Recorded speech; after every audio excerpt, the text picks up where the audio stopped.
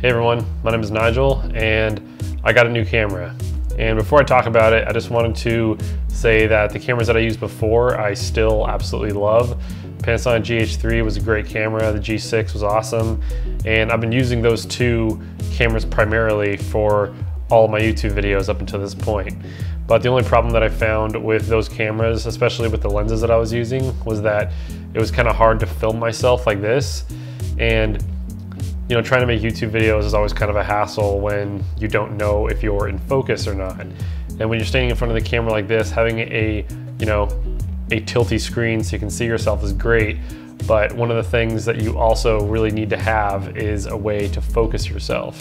And with those cameras, I was using the Canon 21mm, the 12mm, and then the 7.5mm fisheye.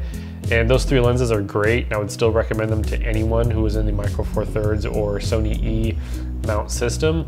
But the only thing is that unless you have a monitor really close to you so you can see what the camera is seeing, there's a really good chance that you can go out of focus. Now, this isn't just true with manual focus lenses. It's true with even like the native autofocus lenses that you can get for the Micro Four Thirds, with the only exception being the 14mm f2.5. That paired with the GH3, I think works really well in face tracking autofocus, as long as it can catch your face. So you need to make sure that there's enough contrast, there's enough light in the scene that it can, pick up your face, because Panasonics do use contrast detection autofocus instead of like a dual pixel or a phase autofocus like the Sonys do. But other than a pretty close vlog style situation, you would have to either make sure someone is behind the camera making sure you're in focus, or you just make sure that you don't move yourself, like your head, in or out of the focus area. Now with this new camera, as you can see, I can obviously move in and then move away and it'll keep me in focus. And that's one of the reasons why I got this particular camera, is because I needed something that I could rely on to keep me in focus, so I wouldn't have a bunch of videos going out on YouTube where I just move a little bit and then I'm out of focus and I'm not sharp anymore. So that happened with not just the Canon lenses, but even my Sigma 16mm. So the camera that I decided to go with is this Canon 80D. Now I know most of you are wondering why I still haven't jumped to a 4K camera, and maybe I'll talk about this in another video, but 4K really isn't the biggest thing for me right now. None of my videos on my channel have been in 4K, and it hasn't really bothered me that much. So I just really wanted something that I could rely on keeping me in focus. And I've used the Sony systems before, and even though they're probably just as good at keeping me in focus, the one thing that I did notice about some Sony camera combinations is that even though it'll get you in focus really fast, it'll do like a really quick pulsating thing, which I just really didn't like. So that's why I decided to go with a Canon over a Sony.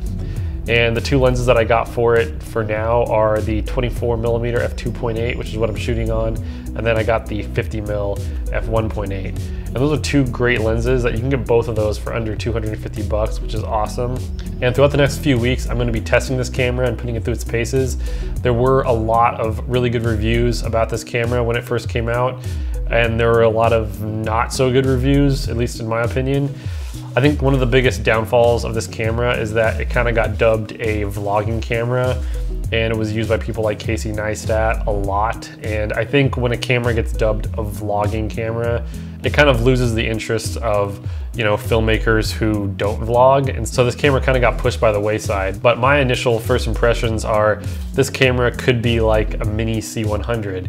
And I'm really gonna be putting this through its paces and testing things which I didn't see a lot of people test, like the audio preamps, the dynamic range. I do have EOS HD's C-Log installed on this Canon 80D, which gives me a C-Log type picture profile, which is cool. I also have a couple other profiles from Andrew Reid as well that are installed on here. So I'm gonna be testing the dynamic range. I also wanna test the low light capability.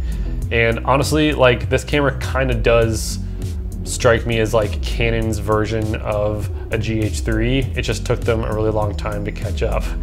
This camera is weather sealed just like the GH3, and it shoots in a high bit rate like the GH3, although this camera's autofocus is obviously far superior than the Panasonic GH3 or any of the other Panasonic cameras for that matter.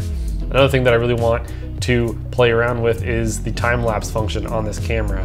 What I found pretty cool is that it does a time lapse unlike how you would think a time lapse works, at least in video mode. It doesn't actually slap the shutter down for each frame. It kind of opens up the shutter and then it captures a frame in whatever interval you set it at, and then it compiles that time lapse within the camera. So it's just right there to view, and it just is in a simple QuickTime file. So you can just drag it and drop it right into your editor, which is something that I think is really cool. And not only does it reduce the amount of shutter activations that you have to use on a camera in order to do a time lapse, but it also just makes the editing process of that time lapse so much easier because there is none. You just film a time lapse and it compiles it for you, and then you can just put it onto your timeline, which is awesome. So that's another feature that I'm gonna be testing. But yeah, if you wanna watch a review that has my perspective on this camera, I know it's like 2 years old now and probably losing the interest of a lot of people with all these new cameras coming out. Be sure to stay tuned because I'm gonna be doing my review on this Canon 80D and really putting it through its paces and hopefully giving you a slightly different take on this camera. So anyways, I hope you enjoyed that quick rant video of the new camera that I'm using. If you did, it'd be great if you hit the like button and be sure to subscribe to my channel for more content. But until next time, I will see you all later. Bye.